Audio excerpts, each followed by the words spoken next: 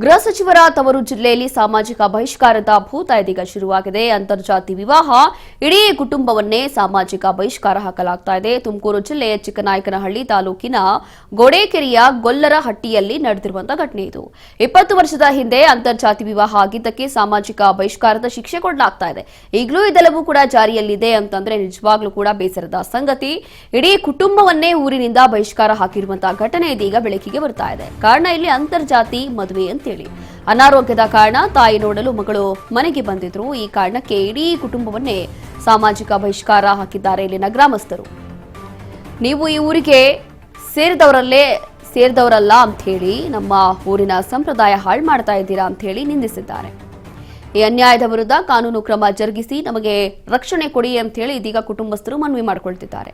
ಊರಿನಲ್ಲಿ ಓಡಾಡಲು ಸಾಧ್ಯವಾಗದಂತಹ ಪರಿಸ್ಥಿತಿ ನಿರ್ಮಾಣ ಆಗಿದೆ. ಗ್ರಾಮಸ್ಥರು ಅವಮಾನ ಮಾಡ್ತಿದ್ದಾರೆ ಅಂತ ಹೇಳಿಕೊಂಡಿದ್ದಾರೆ. ಸಂತ್ರಸ್ತರು ಗ್ರಾಮದ ಸಂಪ್ರದಾಯ ಹಾಳು ಮಾಡ್ತಿದ್ದಾರೆ ಅಂತ ಹೇಳಿ ಗ್ರಾಮಸ್ಥರು ವಾದ ಮಾಡ್ತಾ ಇದ್ರು. ಸಾಮಾಜಿಕ ಬಹಿಷ್ಕಾರದಿಂದ ಭಯದ ನೆರಳಿನಲ್ಲಿ ಬದುಕ್ತಾ ಇದೆ ಈ ಒಂದು ಕುಟುಂಬ. ವಿಡಿಯೋ ಮೂಲಕ ನ್ಯಾಯಕ್ಕಾಗಿ ಅಂಗಲಾಚಿರುವಂತಹ ಸಂತ್ರಸ್ತ ಕುಟುಂಬ ಇದು.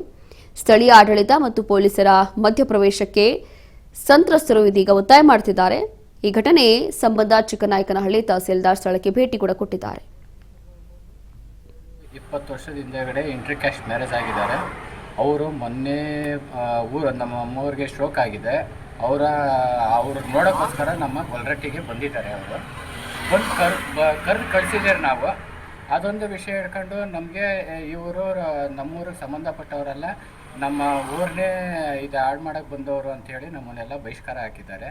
ನಾವು ಹೊರಗಡೆ ಅದಕ್ಕೆ ನಾನು ಇವ್ರಿಗೆ ಕೇಳಿದೆ, ನಮ್ಮಪ್ಪ ಈ ಥರ ಎಲ್ಲ ಮಾಡೋದು ಸರಿ ಇಲ್ಲ, ಇದೆಲ್ಲ ಕಾನೂನು ಕ್ರಮವಾಗಿ ನೀವೆಲ್ಲ ಈ ಥರ ನನಗೆ ಮಾಡಿದ್ರೆ ನೀವು ಒಂಥರ ನನಗೆ ಮಾನಸಿಕವಾಗಿ ಹಿಂಸೆ ಕೊಡ್ತೀರಾ ಊರಲ್ಲಿ ಇದೆಲ್ಲ ಮಾಡಿ. ಈಗ ಊರಲ್ಲಿ ನಮ್ಮ ಕೂಡ ಯಾರು ಮಾತಾಡ್ತಾ ಇಲ್ಲ, ಯಾರು ನಮ್ಮ ಮನೆಗೆ ಬರ್ತಾ ಇಲ್ಲ, ಒಬ್ಬರು ಕೂಡ ನನಗೆ ಮಾತಾಡ್ತಾ ಇಲ್ಲ ಒಬ್ರು.